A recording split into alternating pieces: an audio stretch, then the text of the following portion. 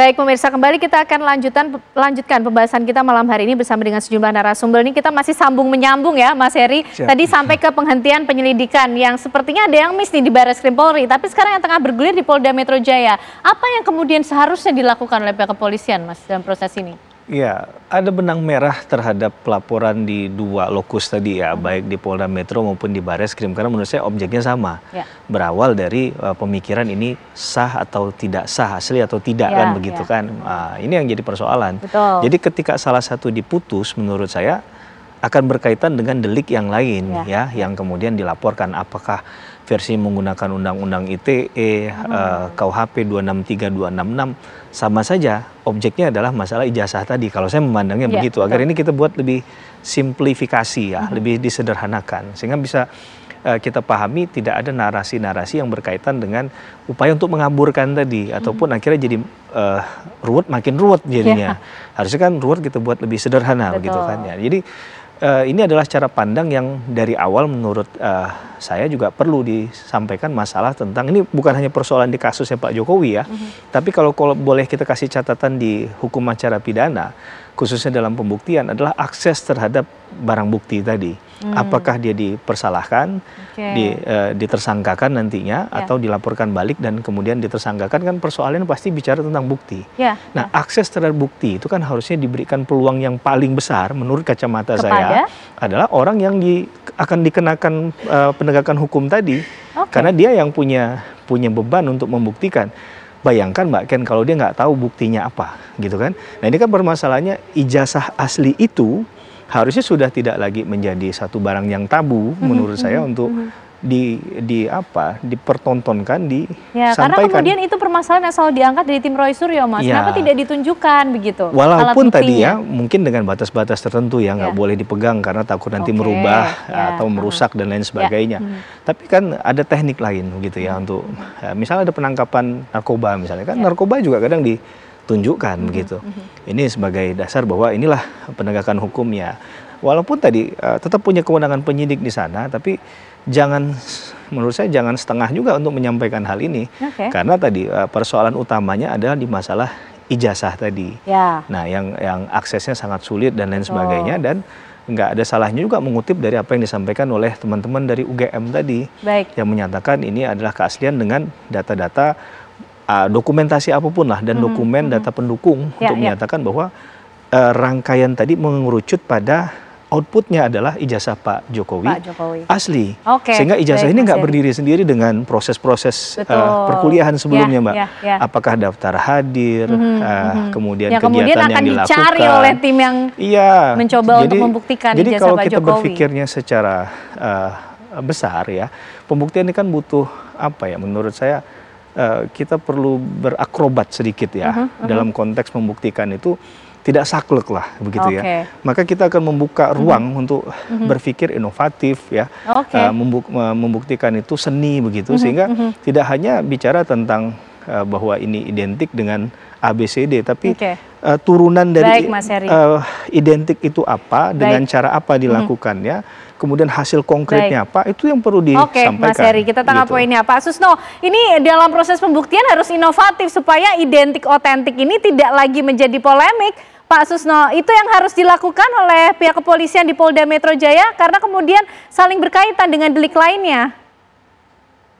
Ya, bukan hanya di Polda Metro Jaya saja ya, tetapi termasuk di Barreskrim. Dan bukan pada tahap penyidikan saja, tapi pada tahap penyelidikan. Karena apa? Dengan adanya dua kasus di Barreskrim sama di Polda Metro Jaya, dampaknya luar biasa. Dampaknya apa? Satu, terlapor bisa jadi terpidana. Dua, pelapor bisa juga tadi jadi terpidana kalau objek itu ijazah ya. Kalau ijazah asli, maka siapa yang akan jadi terpidana? Kalau ijazah itu palsu, siapa yang akan jadi terpidana? Oleh karenanya, maaf ya, saya tidak memihak kepada Pak Jokowi, tidak memihak juga kepada pelapor ya. Jadi tetapi saya setuju ya, ini seni sebaliknya penyidik dalam hal ini aparat penegak hukum termasuk jaksa, termasuk seandainya ini sampai ke pengadilan harus diberi seadil-adilnya kepada siapapun untuk mengakses barang bukti atau alat bukti itu. UGM tidak boleh tertutup kepada kelompoknya siapa namanya Roy Suryo CS untuk mengakses ijazah itu, untuk mengakses daftar hadir, untuk mengakses skripsi. Karena apa? Kalau dia tidak bisa mengakses itu, berarti dia tidak untuk membuktikan apa yang dia laporkan itu tidak imbang. Nah, karena tidak imbang dampaknya di Polda Metro Jaya dia bisa jadi terpidana, tersangka.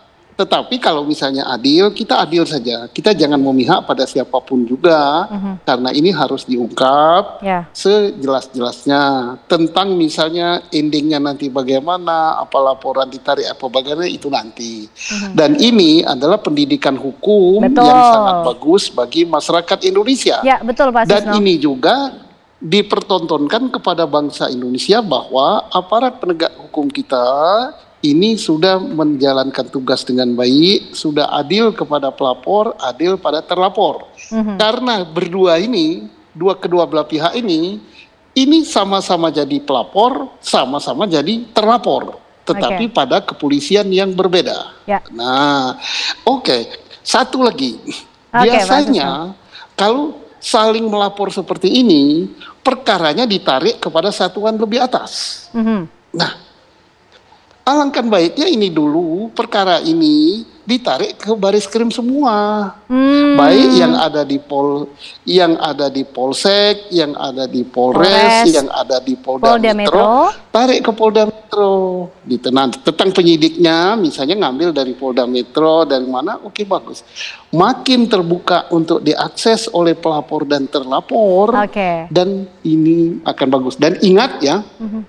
Kepada publik bahwa perkara yang di Polda Metro belum menjadi penyidikan, baru penyelidikan. Sekali lagi saya jelaskan bahwa apapun yang didapat di baris krim tidak dapat dijadikan alat bukti oleh Polda Metro, tetapi hanya sebagai informasi. Mengapa begitu? Karena masih dalam tahap penyelidikan, belum pro justisia. Baik Pak Susno. Nah Mas Heri, ini episode terdekat ke depan yang akan kita lihat apa nih Mas Heri? Kebetulan saya belajar ilmu pidana bukan ilmu nujum ya Pak. Tapi begini, bahwa, tapi proses hukumnya kira-kira Mas Heri kita lihat. Yang pasti pihak yang kemudian di posisi yang mengkhawatirkan dalam hal ini kan berarti melihat perjalanan kasus ini sudah arahnya sejauh ini menyatakan bahwa itu asli. Maka tentu Bang Roy Suryo dan kawan-kawan harus bersiap tidak dengan narasi, karena 1000 narasi itu dalam hukum pembuktian dikalahkan dengan satu fakta hukum saja, Mbak. Maka tentu satu fakta hukum yang mereka harus pegang adalah bahwa ini benar keyakinan mereka dari awal sampai detik ini, sampai kapanpun, bahwa ijazah itu adalah palsu. Nah, tapi kan sekali lagi, apa yang mereka menggunakan sebagai alat ukur tadi, maka menurut saya yang harus mereka persiapkan itu isu hukumnya dulu gitu ya. Alat ukurnya, cara mengaksesnya bagaimana kalau seandainya ijazah asli itu di tangan Pak Jokowi. Kemudian UGM menutup diri, tidak membuka akses untuk memberikan yang asli ijazah itu.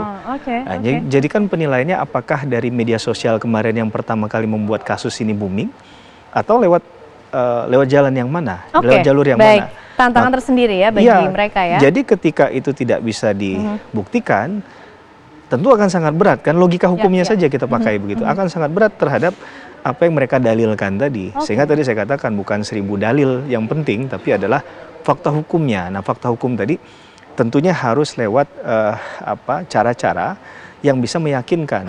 Nah, toh pada ujungnya kalaupun perkara ini naik ke pengadilan kan bagaimana meyakinkan hakim. Bukan hanya menuju kepada ini menurut versi si A dan si B begitu ya, tapi keyakinan itu harus berdasarkan bukti. Bagaimana kemudian nanti membuktikan keyakinan dari masing-masing pihak, kita tunggulah ya episode yang kemudian nampaknya masih panjang. Terima kasih Mas Heri, Pak Susno malam hari ini sudah